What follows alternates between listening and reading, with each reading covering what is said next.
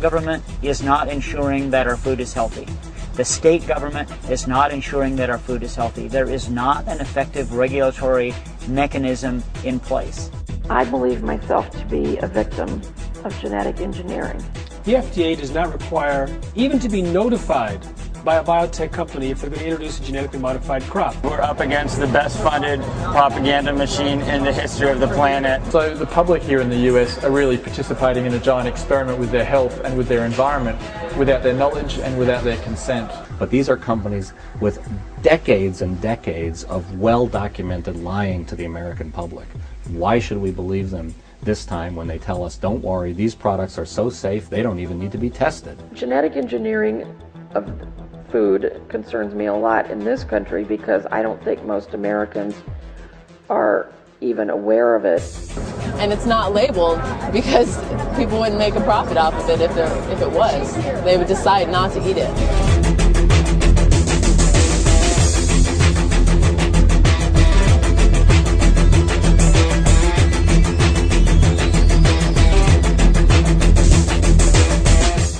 And if you read the actual documents from the FDA scientists, they said there are outstanding questions about safety.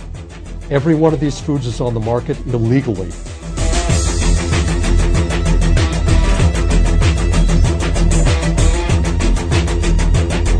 We're losing that diversity that we need, we really require for the future survival of the crop, and therefore the future survival of humanity. I mean, it's not an exaggeration to say that it's really world food sustainability that's at stake.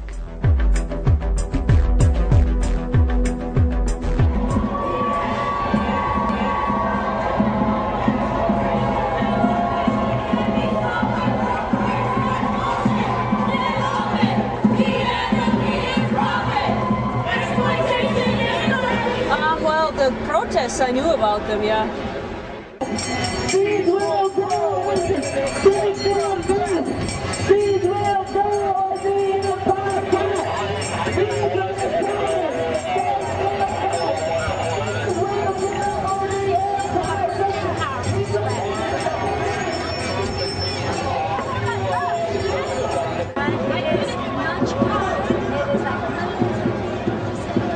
We're up against the best funded propaganda machine in the history of the planet.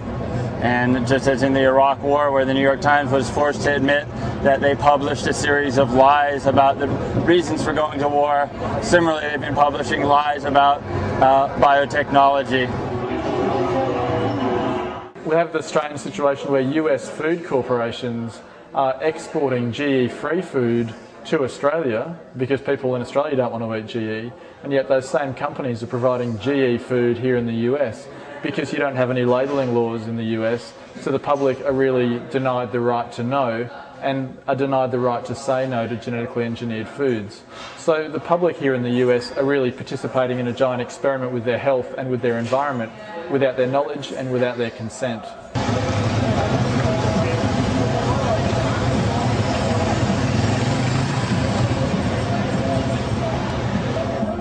I'm here because I don't believe that life should be patented. I believe that what has come from nature, our DNA, genes of life, have a right to live and perpetuate by themselves and don't need to be messed with or altered in any kind of way, and especially don't need to be owned by corporations who are basically stealing the knowledge, indigenous knowledge of medicinal herbs and plants and patenting them and making a profit. And I don't agree with that. I think life is life and it doesn't belong to anybody.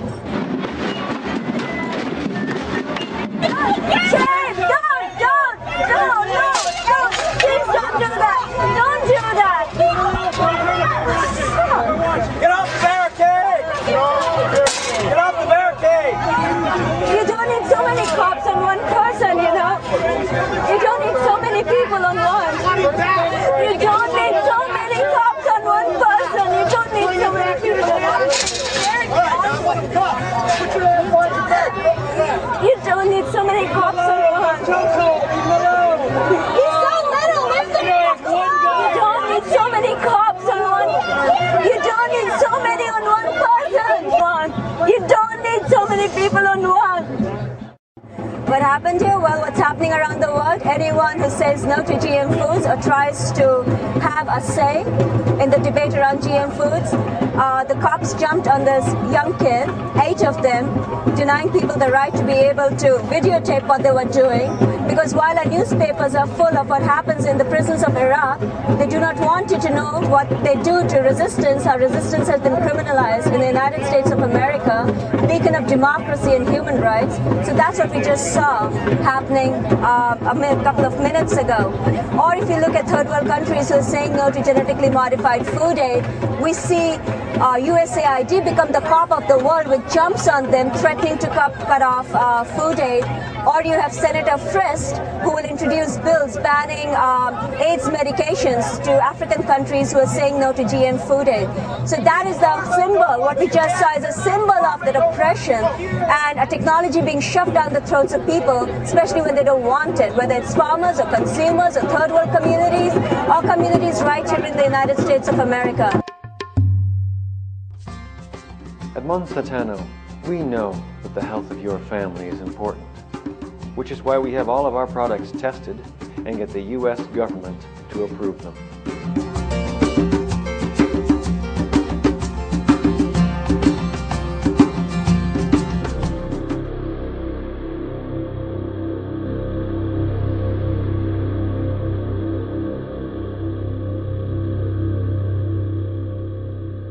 A lot of the research that's used by the biotech industry for their claims for safety have been described by other scientists as rigged to avoid finding problems. They over-pasteurized milk 120 times longer than normal. They heated corn 4.5 times more than normal before searching for intact protein. They used mature animals instead of young ones in feeding trials. They diluted their soy 10-to-1 before feeding it to the animals. They omitted the most incriminating research about differences in nutrients between the genetically modified soy and the non-genetically modified soy.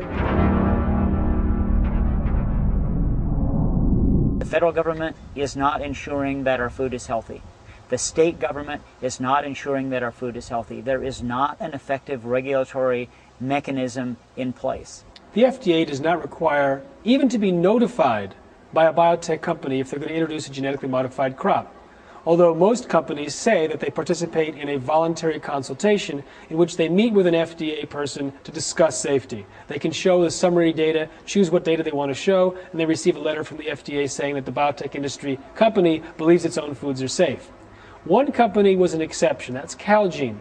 Calgene created the Flavor Saver tomato, designed for longer shelf life, although it's off the shelf, so it didn't work. And they introduced it as the first genetically modified crop. So they asked the FDA to actually look at the detailed studies of a feeding trial. They fed the tomato to some rats. Actually, they force-fed the tomato because the rats refused to eat it. Several developed stomach lesions.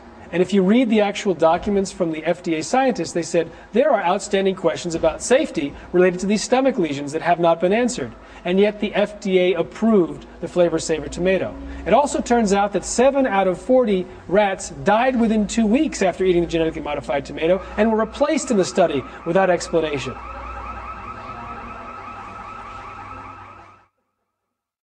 Recently it was found that rats that were fed genetically modified soy had misshapen cells in their livers, and no research has been done to follow that up.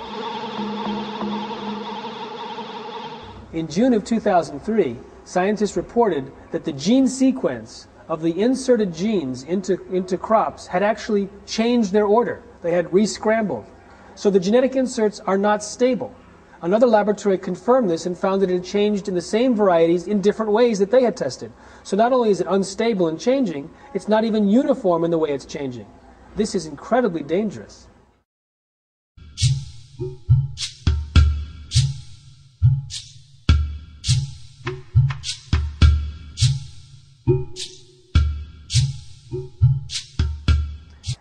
A genetically modified food supplement called L-tryptophan was responsible for the deaths of about 100 Americans and caused 5,000 to 10,000 people to fall sick in the 1980s. The biotech industry claimed that the Japanese company that was genetically engineering its bacteria to produce this food supplement more economically, that bacteria wasn't the problem, it was a change in the filter in early 1989. However, new information shows that hundreds of people got sick during the 4 years prior to the change in the filter. Now, what does this mean? It dismantles this alternative explanation and puts the blame squarely on genetic engineering. What's really a shame, however, is that the Food and Drug Administration of the United States knew this information and never went to the public with it.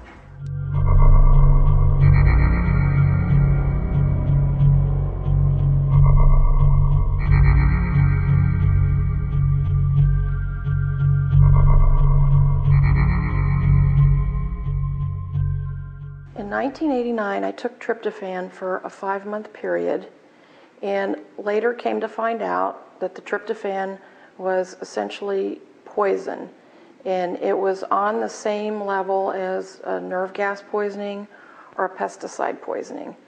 So there was a period of acute illness where a lot of people died instantly after they took the tryptophan. The people who didn't die usually got serious cases of and varying degrees of illness called EMS. The EMS works by causing a high eosinophilia rate, which is a type of white blood cell that responds to things that people are allergic to ordinarily. In this case, the poison was so toxic that people had astronomical levels of eosinophilia. And what that did was create these white blood cells which would attack the poison, and then the eosinophils would explode themselves and create more toxins, so you actually got a double dose of toxin.